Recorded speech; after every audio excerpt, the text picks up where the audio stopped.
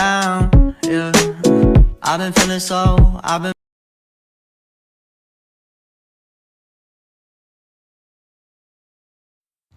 Assalamualaikum warahmatullahi wabarakatuh. Perkenalkan, nama saya Anugrah Fajar Maulana dengan NIM B1B1211053, Prodi Ilmu Pemerintahan. Video ini saya buat untuk memenuhi UTS mata kuliah pemerintah daerah dengan dosen Pak Alfa.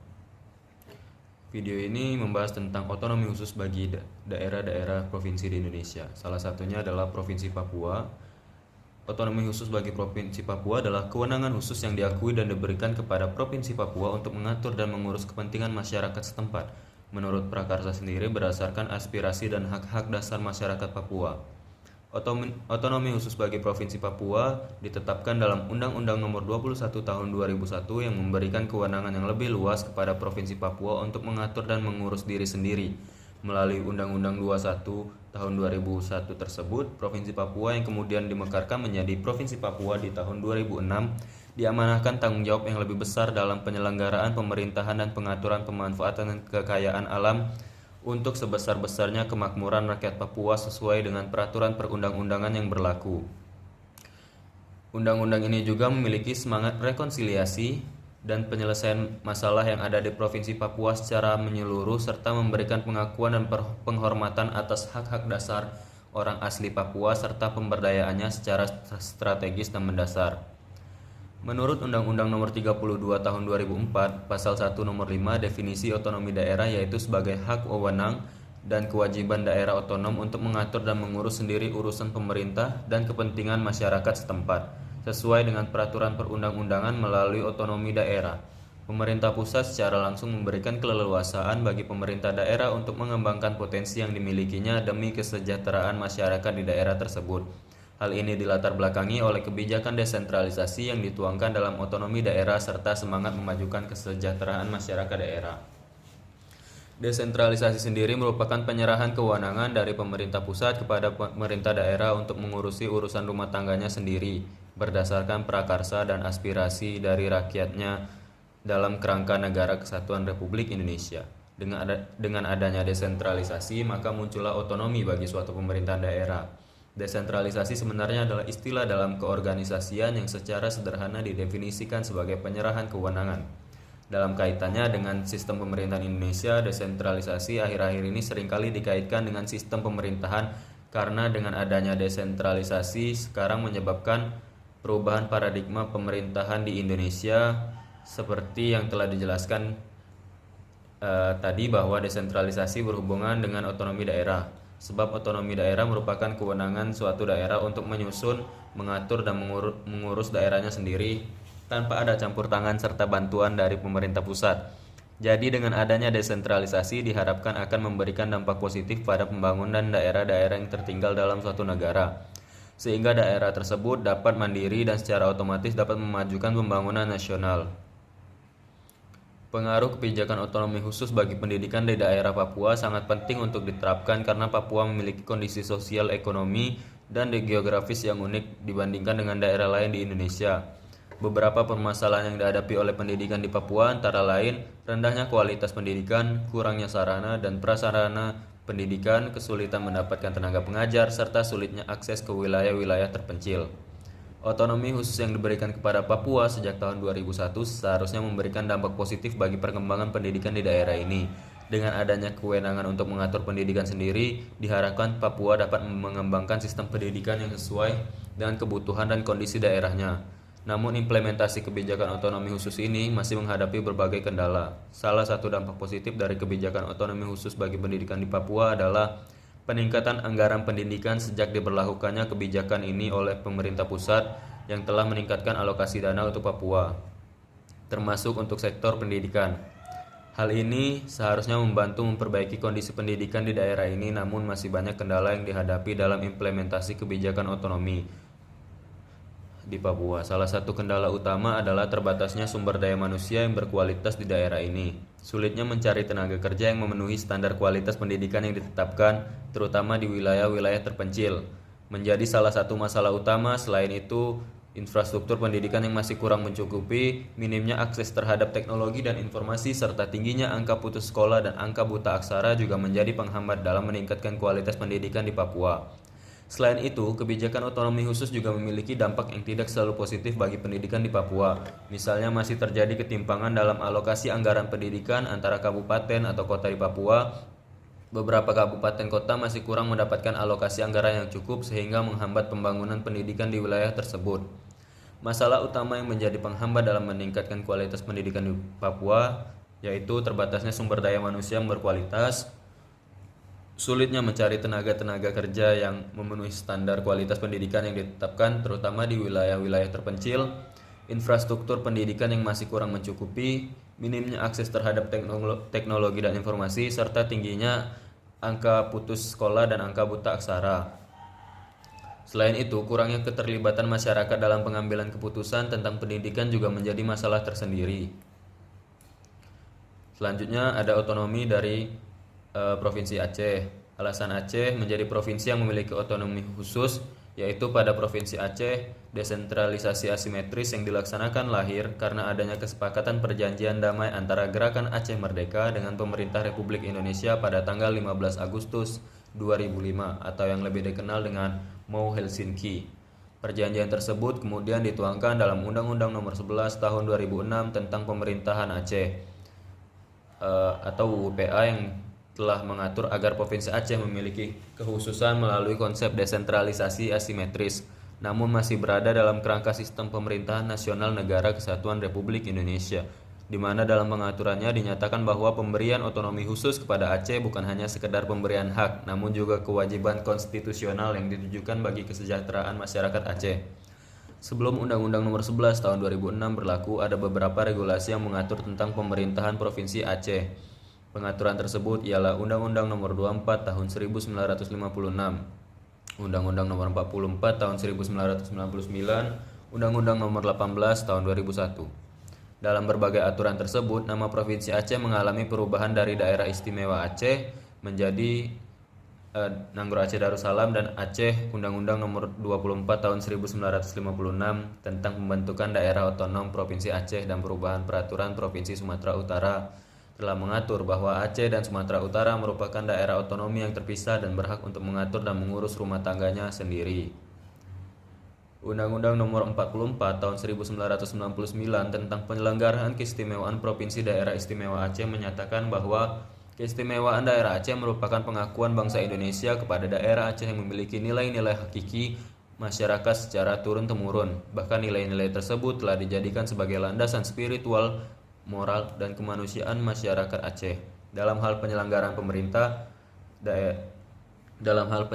pemerintahan daerah bagi daerah yang bersifat istimewa, Undang-Undang Nomor 44 Tahun 1999 membatasi pada 3 sektor yang berhubungan dengan aspek kemasyarakatan seperti penyelenggaraan kehidupan beragama, penyelenggaraan kehidupan adat, dan penyelenggaraan pendidikan. Pengaturan dibuat sektor yang berhubungan dengan masyarakat yang dilakukan oleh ulama dalam hal penetapan kebijakan daerah. Keistimewaan pada aspek masyarakat secara umum diwujudkan dalam bentuk pelaksanaan syariat Islam bagi pemeluknya.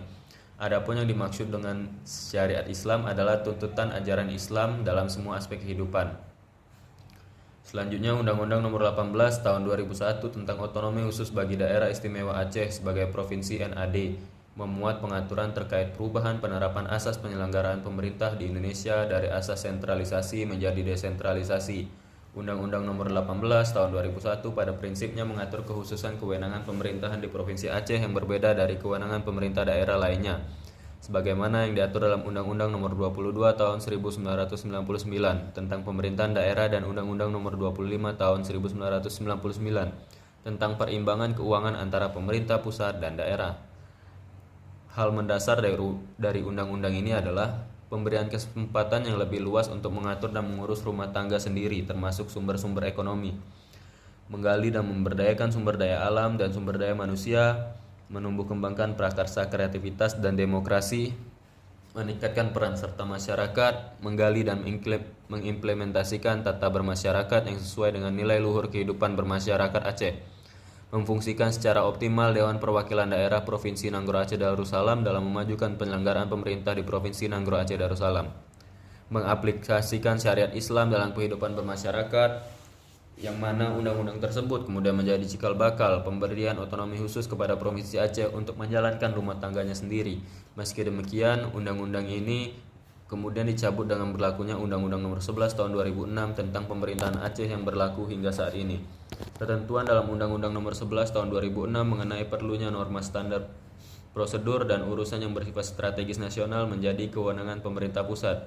Bukan dimaksudkan untuk mengurangi kewenangan yang dimiliki pemerintah Aceh dan kabupaten atau kota di Aceh, melainkan merupakan bentuk pembinaan, fasilitasi, penetapan dan pelaksanaan urusan pemerintah yang dilakukan oleh pusat karena bersifat nasional. Dalam pengaturan ini, perimbangan keuangan pusat dan daerah di Provinsi Nanggro Aceh Darussalam tercermin melalui pemberian kewenangan untuk pemanfaatan sumber pendanaan yang ada. Kerjasama pengelolaan sumber daya alam di wilayah NAD diikuti dengan pengelolaan sumber keuangan secara transparan dan akuntabel dalam rangka perencanaan, pelaksanaan, serta pengawasan.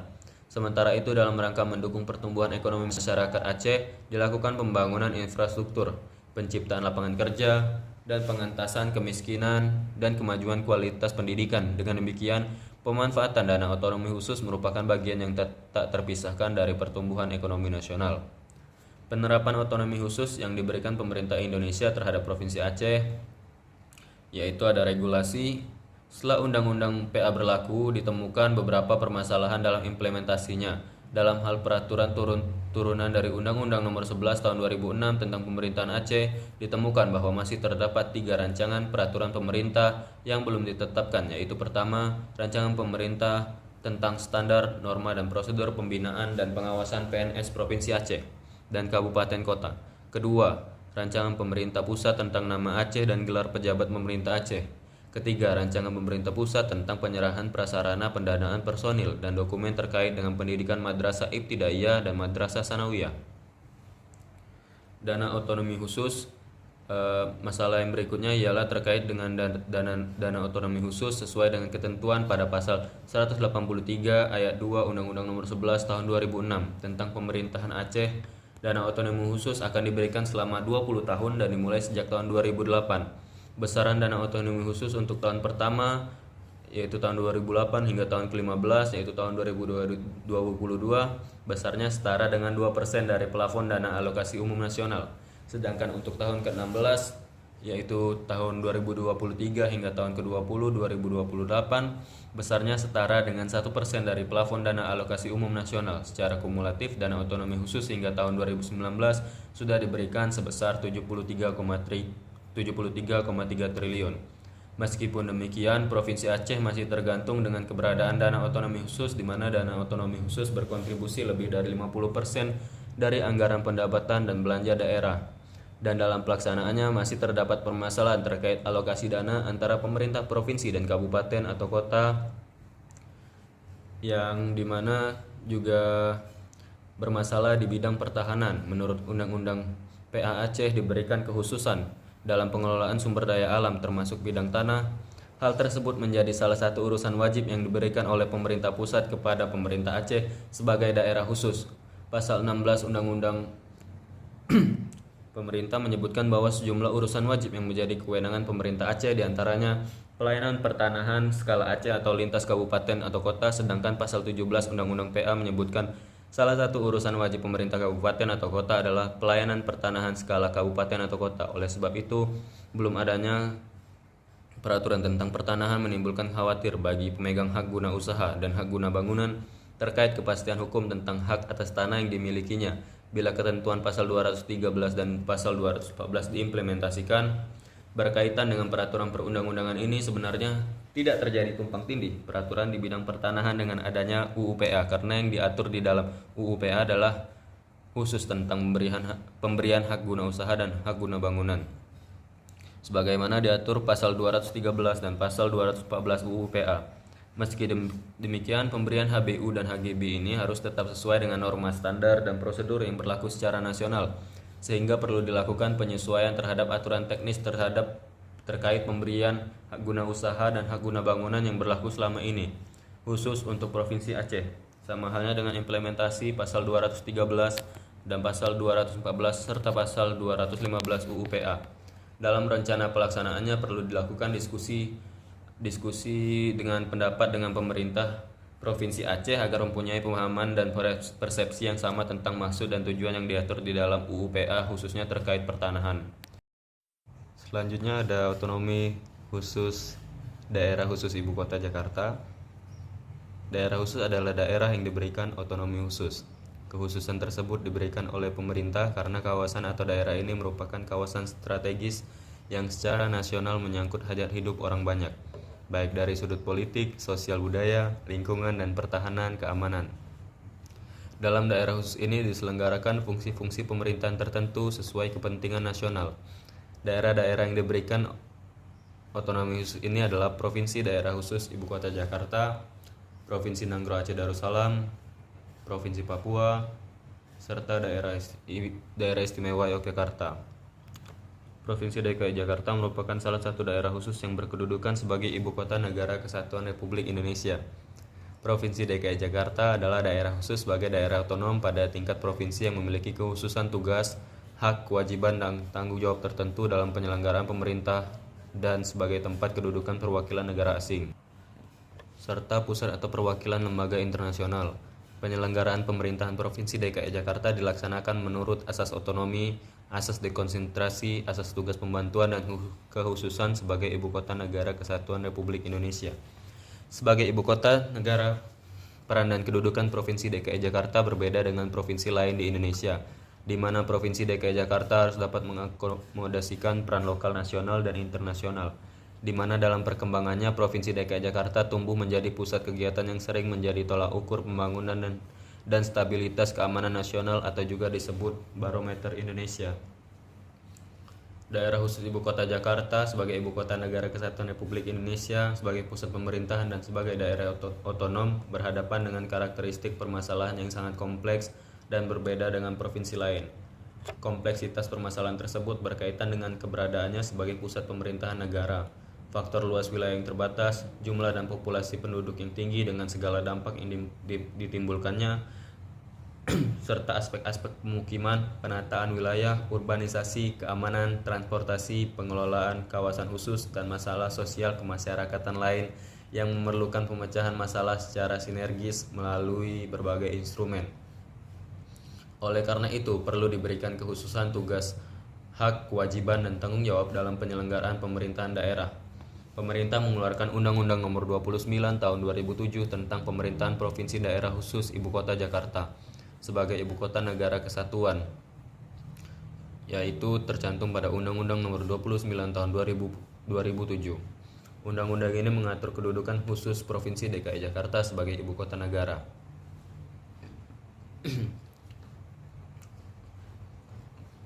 Jakarta adalah pusat pemerintahan negara. Provinsi Daerah Khusus Ibu Kota Jakarta berkedudukan sebagai Ibu Kota Negara Kesatuan Republik Indonesia. Provinsi Daerah Khusus Ibu Kota Jakarta adalah daerah khusus yang berfungsi sebagai Ibu Kota Negara Kesatuan Republik Indonesia dan sekaligus sebagai daerah otonom pada tingkat provinsi. Otonomi Provinsi Daerah Khusus Ibu Kota Jakarta diletakkan pada lingkup provinsi yang dimaksud dengan otonomi yang diletakkan pada lingkup provinsi yang hanya berbeda pada daerah khusus Ibu Kota Jakarta. Otonomi sebagaimana dimaksudkan dilaksanakan berdasarkan asas desentralisasi, dekonsentrasi, dan tugas pembantuan. Provinsi DKI Jakarta berperan sebagai Ibu Kota Negara Kesatuan Republik Indonesia yang memiliki kekhususan tugas, hak, dan kewajiban, serta tanggung jawab tertentu dalam penyelenggaraan pemerintahan dan sebagai tempat kedudukan perwakilan negara asing, serta pusat perwakilan lembaga nasional. Pelaksanaan Undang-Undang Nomor 29 Tahun 2007 kaitannya sebagai dasar otonomi khusus secara umum telah terlaksana dengan baik. Provinsi DKI Jakarta sebagai Ibu Kota NKRI mempunyai tugas serta kewenangan yang khusus yang membedakan dengan provinsi lainnya di Indonesia. Undang-Undang Nomor 29 Tahun 2007 memberikan beberapa kewenangan dan kewajiban khusus kepada DKI dalam pelaksanaan pemerintahan, yaitu kedudukan Provinsi DKI Jakarta sebagai Ibu Kota Negara tidak hanya menanggung kepentingan daerah tapi juga kepentingan negara kesatuan Republik Indonesia, dan Provinsi DKI Jakarta harus dapat mengakomodasikan antara peran lokal, nasional, dan internasional. Gubernur dalam kedudukannya sebagai wakil pemerintah dan kepala daerah Provinsi DKI Jakarta yang diberikan kekhususan tugas, hak, kewajiban, dan tanggung jawab dalam kedudukan DKI Jakarta sebagai ibu kota NKRI yang dibantu oleh 4 orang deputi gubernur. Salah satu kekhususan gubernur Provinsi DKI Jakarta memiliki hak protokoler. Adanya Dewan Kota atau Dewan Kabupaten adalah lembaga musyawarah pada tingkat kota atau kabupaten untuk peran serta masyarakat dalam penyelenggaraan pembangunan dan peningkatan layanan masyarakat. Provinsi DKI Jakarta sebagai ibu kota NKRI memiliki rencana tata ruang wilayah nasional. Pemerintah DKI Jakarta juga mempunyai tugas serta kewenangan terhadap tata ruang daerah sekitarnya, karena tata ruang Provinsi DKI Jakarta harus sinergi dengan tata ruang daerah sekitarnya. Untuk membangun kerjasama tersebut diperlukan pembentukan badan kerjasama antara daerah sekitar tersebut, yaitu BKSP. Lalu pemerintah Provinsi DKI Jakarta memperoleh alokasi pendanaan dari APBN yang salah satunya digunakan untuk pelestarian budaya lokal, yaitu budaya Betawi, serta melindungi berbagai budaya masyarakat daerah lain. Selain itu juga untuk tata ruang, sumber daya alam dan lingkungan hidup, pengendalian penduduk dan pemukiman, transportasi, industri dan perdagangan, serta pariwisata, dan dana tersebut juga dibutuhkan dalam perkembangan Provinsi DKI Jakarta. Dalam Undang-Undang Nomor 29 Tahun 2007 Pasal 30 juga dijelaskan mengenai kawasan khusus, yaitu kawasan di dalam wilayah Provinsi DKI Jakarta yang ditetapkan oleh pemerintah untuk menyelenggarakan fungsi tertentu pemerintahan dan penyelenggaraan negara yang bersifat khusus bagi kepentingan nasional. Kawasan khusus sebagaimana dimaksud dikelola bersama antara pemerintah dan pemerintah Provinsi DKI Jakarta atau didelegasikan oleh pemerintah kepada pemerintah Provinsi DKI Jakarta. Selain menjadi daerah khusus, Provinsi DKI Jakarta memiliki otonomi khusus dalam bentuk otonomi tunggal yang berbeda dengan provinsi lainnya. Kedudukan otonomi khusus tidak terdapat rangkap daerah administrasi dengan daerah otonom, dan di bawah daerah otonom tidak terdapat enklave wilayah administrasi ataupun bentuk otonom lainnya. Wewenang yang dimiliki ini diberikan sebagai pelaksanaan asas desentralisasi yang dilakukan oleh pemerintah. Selain itu, hal ini juga sebagai pelaksanaan asas dekonsentrasi, gubernur selaku wakil pemerintah daerah mendapatkan perlimpahan wewenang dari pemerintah pusat. Dengan demikian, berarti Provinsi DKI Jakarta mempunyai posisi ganda, yaitu sebagai ibu kota NKRI dan juga menjadi daerah otonom yang sekaligus menjadi wilayah administrasi. Demikian juga halnya dengan gubernur. Di samping kepala daerah, ia juga mengemban tugas sebagai wakil pemerintah pusat dalam Undang-Undang Nomor 32 Tahun 2004. Kedudukan DKI Jakarta secara khusus diatur dalam pasal 227 yang menyatakan bahwa kedudukan Provinsi DKI Jakarta karena kedudukannya sebagai ibu kota negara Republik Indonesia diatur dengan undang-undang tersendiri. Amanat Dasar pasal 227 tersebut diimplementasikan dengan dibentuknya Undang-Undang Nomor 29 Tahun 2007 menggantikan undang-undang sebelumnya, yaitu Undang-Undang Nomor 34 Tahun 1999. Disahkannya Undang-Undang Nomor 29 Tahun 2007 sekali lagi menegaskan tentang kekhususan pemerintahan Provinsi DKI Jakarta. Dengan demikian, dari rentetan sejarah perkembangan penyelenggaraan pemerintah daerah di Indonesia, Provinsi DKI Jakarta merupakan suatu daerah yang pengaturannya dilakukan dengan undang-undang tersendiri untuk mengatur jalannya pemerintahan. Pengaturan dengan undang-undang tersendiri ini dibuat oleh pembentuk undang-undang mengingat kedudukannya sebagai ibu kota negara yang mempunyai beban tugas yang berbeda dari daerah lain, yang pada umumnya kekhususan yang selalu membedakan dengan daerah provinsi lain adalah ditiadakannya wilayah administrasi yang bersifat otonom. Dengan demikian, Provinsi DKI Jakarta selain tunduk pada Undang-Undang Nomor 32 Tahun 2004 sebagai ketentuan umum tentang pemerintahan daerah yang juga diatur secara khusus dalam Undang-Undang Nomor 29 Tahun 2007 yang sebagai landasan konstitusionalnya adalah pasal 18B ayat 1 Undang-Undang 1945. Kekhususan Provinsi DKI Jakarta yang hanya sebuah kota raya tetapi diberikan kedudukan provinsi ini juga dilatar belakangi oleh keinginan untuk menjadikan Provinsi DKI Jakarta sebagai percontohan bagi seluruh wilayah Indonesia, yang mana selain memiliki kewenangan yang dimiliki sebagai daerah otonom serta penyelenggaraan sejumlah urusan pemerintah yang dilimpahkan oleh pemerintahan pusat dalam rangka penyelenggaraan asas dekonsentrasi dan asas tugas pembantuan, pemerintah provinsi juga memiliki kewenangan khusus sebagai ibu kota negara kesatuan Republik Indonesia. Kewenangan pemerintah Provinsi DKI Jakarta lainnya sebagai ibu kota negara kesatuan Republik Indonesia meliputi penetapan dan pelaksanaan kebijakan. Tugas gubernur Provinsi DKI Jakarta tersebut berbeda dengan tugas daerah khusus atau provinsi lainnya. Hal ini merupakan salah satu kewenangan khusus yang diberikan pada pemerintah Provinsi DKI Jakarta yang menjadi kekhasan bagi Provinsi DKI Jakarta.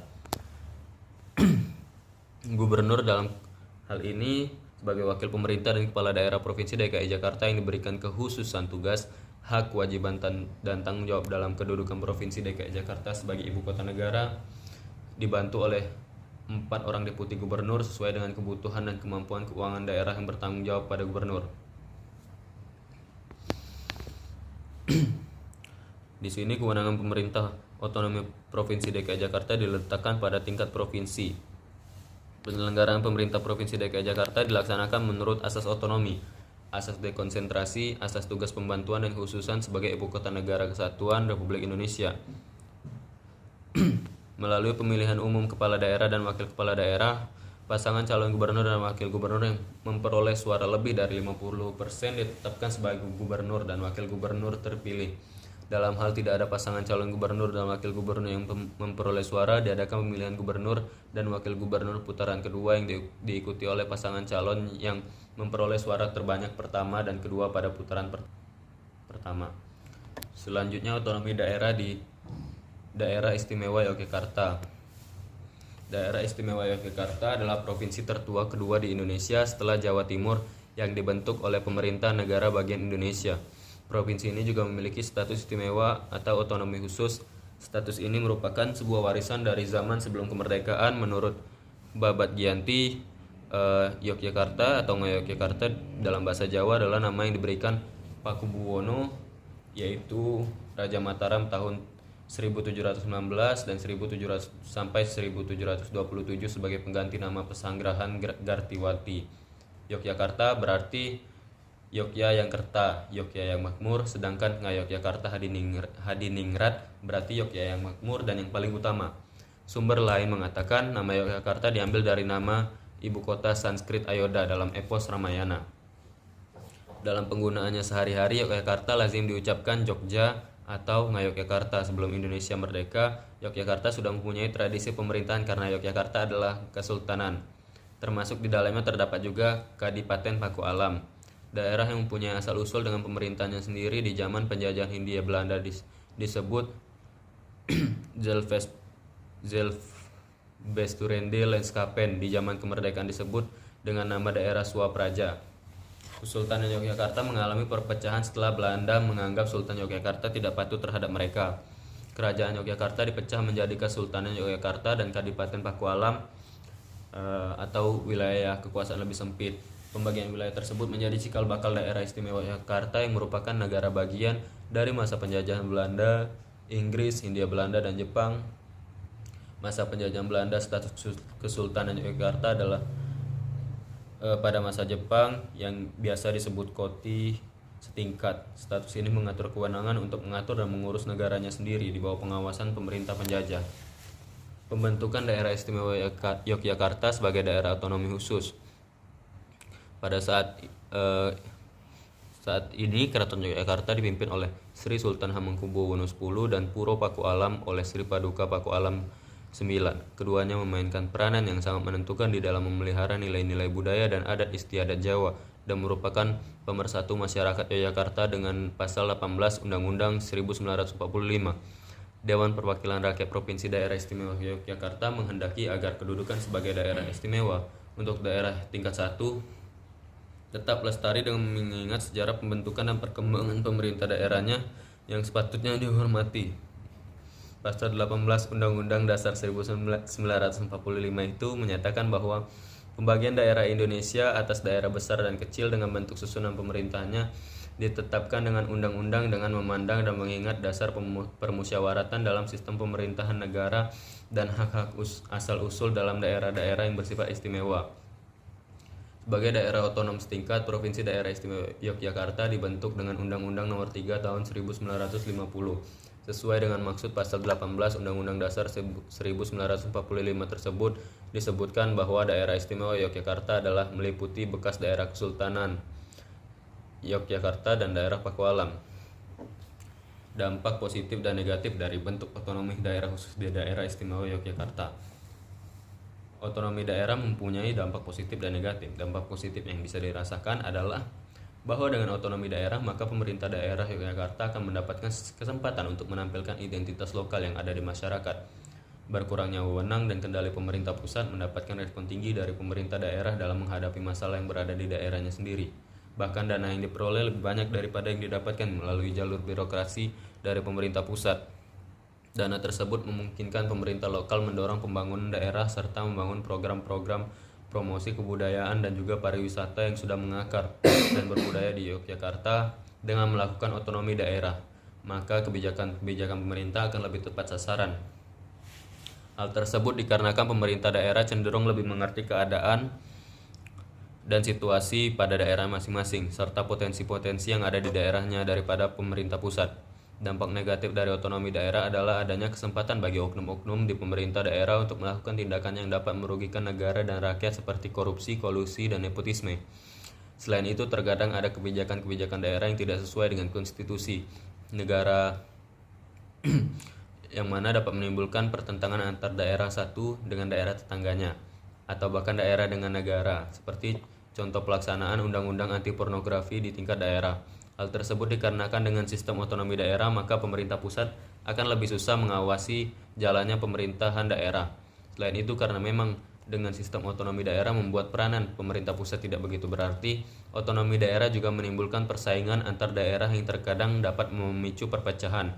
Contohnya jika suatu daerah sedang mengadakan promosi pariwisata, maka daerah lain akan melakukan hal yang sama, seakan timbul persaingan bisnis antar daerah. Selain itu, otonomi daerah membuat kesenjangan ekonomi yang terlampau jauh antar daerah. Daerah yang kaya akan semakin gencar melakukan pembangunan, sedangkan daerah pendapatannya kurang akan tetap begitu-begitu saja tanpa ada pembangunan. Hal ini sudah sangat mengkhawatirkan karena ini sudah melanggar Pancasila sila kelima, yaitu keadilan sosial bagi seluruh rakyat Indonesia.